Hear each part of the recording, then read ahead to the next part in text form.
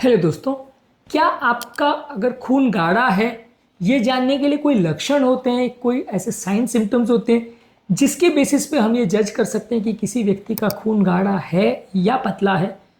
और इसके बेसिस पे क्या हम अपनी जांचों को या अपनी ट्रीटमेंट स्ट्रैटेजी को डिफाइन कर सकते हैं। आज इस चीज़ पर बात करेंगे। अक्सर लोग खून गाढ़ापन और पतलापन पर बहुत बातें करते हैं, नेचुरल और अननेचुरल ब्लड थिनर्स पर बात करते हैं, मेडिसिन पर बात करते हैं। लक्षणों को लोग जानना चाहते हैं कि इससे रिलेटेड कोई डायरेक्ट सिम्टम्स है क्या,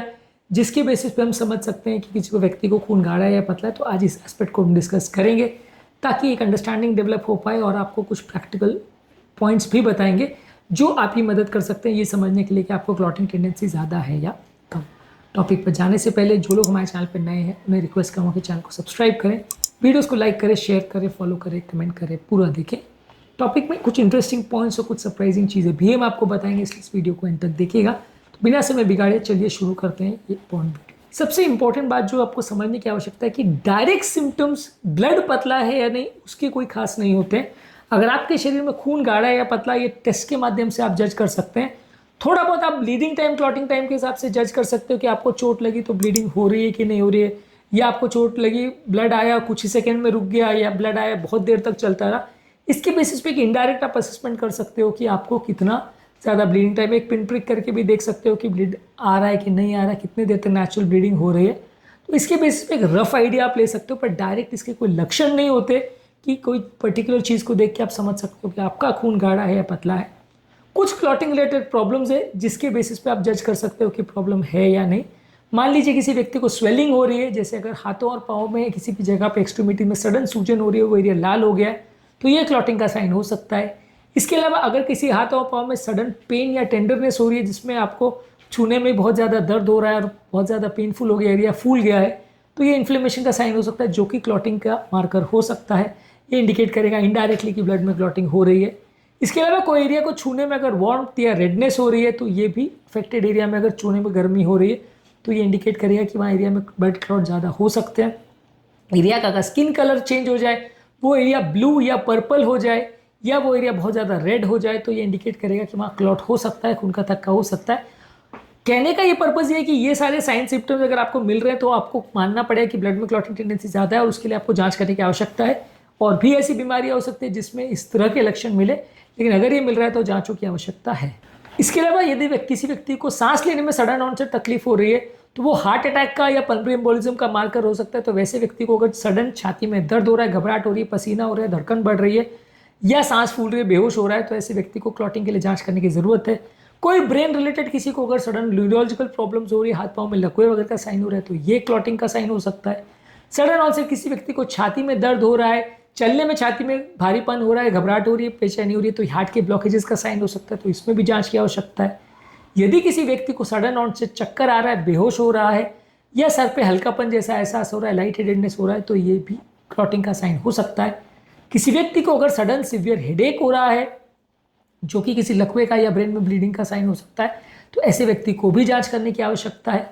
यदि किसी व्यक्ति को पाँव में घाव हो गए, अल्सर हो गए जो कि हील नहीं हो रहे,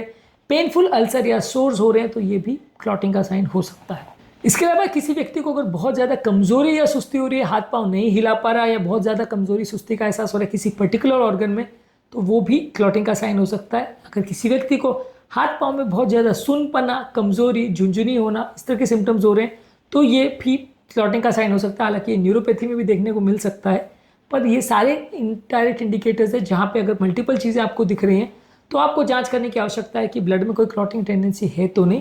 ये सारे सिम्टम्स जो है अलग अलग तरह की बीमारियों में हो सकते हैं, पर इसमें से अगर कोई भी लक्षण आपको दिख रहा है तो आगे जांच करने की आवश्यकता है कि क्लॉट तो नहीं हो रहा है, कोई खून गाढ़ा तो नहीं हो रहा है, और आगे उसको उच्च करने की आवश्यकता तो नहीं है। फाइनल कन्फर्मेशन आपके ब्लड टेस्ट के बाद ही होगा, लेकिन इसमें कोई डायरेक्ट टेस्ट भी नहीं आते हैं जिसके बेस पर असेस कर सको कि खून कितना गाढ़ा है, कितना पतला है। पर हाँ, लेकिन ये है कि कुछ डायरेक्ट इनडायरेक्ट मल्टीपल टेस्ट करने से आपको एक बेसिक आइडिया मिल जाएगा, आप उस हिसाब से दवाइयाँ एडजस्ट कर सकते हो। अब खून गाढ़ा होने के रिस्क फैक्टर्स क्या हैं? अगर कोई व्यक्ति जो है उसके बहुत ज़्यादा लाइफस्टाइल इश्यूज़ हैं, स्मोकिंग करता है, अल्कोहल लेता है, लंबे समय तक वो बैठे हैं, या बिस्तर पे पड़ा हुआ है, बेड रिडन है, या वो व्यक्ति का वजन ज़्यादा है, या किसी व्यक्ति को कोई जेनेटिक प्रॉब्लम है जैसे फैक्टर 5 लीडिंग म्यूटेशन है, प्रोथ्रोम्बिन जीन का प्रॉब्लम है, किसी व्यक्ति को कोई क्लॉटिंग प्रॉब्लम्स है जैसे पॉलीसाइथीमिया है, कुछ कैंसर्स हैं, या किसी व्यक्ति को डायबिटीज़, हाइपरटेंशन या कोलेस्ट्रॉल का प्रॉब्लम है, इसके अलावा यदि किसी व्यक्ति को हार्मोन रिप्लेसमेंट थेरेपी या बर्थ कंट्रोल पिल्स चल रही है तो ये सारे लोगों को रिस्क फैक्टर हो सकते हैं, जिसकी वजह से उनकी बॉडी में क्लॉटिंग या खून का थक्का जमने के चांसेस बढ़ जाए। तो ये रिस्क फैक्टर्स होते हैं ब्लड की क्लॉटिंग के। इसको मैनेज कैसे करेंगे? यदि ये सारी चीज़ें डायग्नोज हो जाती है तो जो सारे प्रॉब्लम्स है जिसकी वजह से आपकी क्लॉटिंग हो रही है, जैसे कि एक्सरसाइज नहीं कर रहा तो उसको इम्प्रूव कर सकते हैं, वजन अगर ज़्यादा है तो उसे इम्प्रूव कर सकते हैं, स्मोकिंग अल्कोहल अगर कर रहे हैं तो उसको बंद कर सकते हैं, डेली एक्सरसाइज कर सकते हैं, डायबिटीज़ हाइपरटेंशन या कोलेस्ट्रॉल का प्रॉब्लम है तो उसे कंट्रोल कर सकते हैं, खून पतला करने की दवाइयाँ ले सकते हैं जिससे आपका खून अगर गाढ़ा है तो वो पतला करने के लिए आप उसको अलग तरह से मैनेज कर सकते हो। अलग अलग तरह की प्रॉब्लम्स के लिए अलग अलग तरह की खून पतला करने की दवाइयाँ आती है,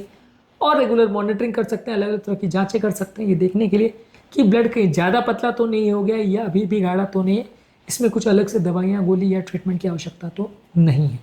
तो आज के टॉपिक में हमने बात करी कि ब्लड क्लॉटिंग के या खून गाढ़ा होने के क्या इंपॉर्टेंट सिम्टम्स हो सकते हैं। बेसिकली कोई डायरेक्ट सिम्टम नहीं है, ज़्यादातर इनडायरेक्ट सिम्टम्स है जो क्लॉट बनने के बाद आप देख सकते हो। ब्लीडिंग टाइम, क्लॉटिंग टाइम, अगर चोट लग जाए आपको नेचुरली या आपको पिन प्रिक हो जाए तो उसके बाद कैसा हो रहा है, इससे भी आप एक असेसमेंट कर सकते हैं। ये सब जानना और समझना आवश्यक है।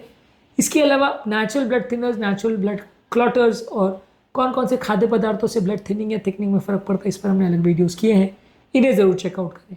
टॉपिक एंड करने से पहले जो लोग हमारे चैनल पर नए हैं उन्हें रिक्वेस्ट करूँगा कि चैनल को सब्सक्राइब करें, वीडियोज़ को लाइक करें, शेयर करें, फॉलो करें, कमेंट करें। पूरा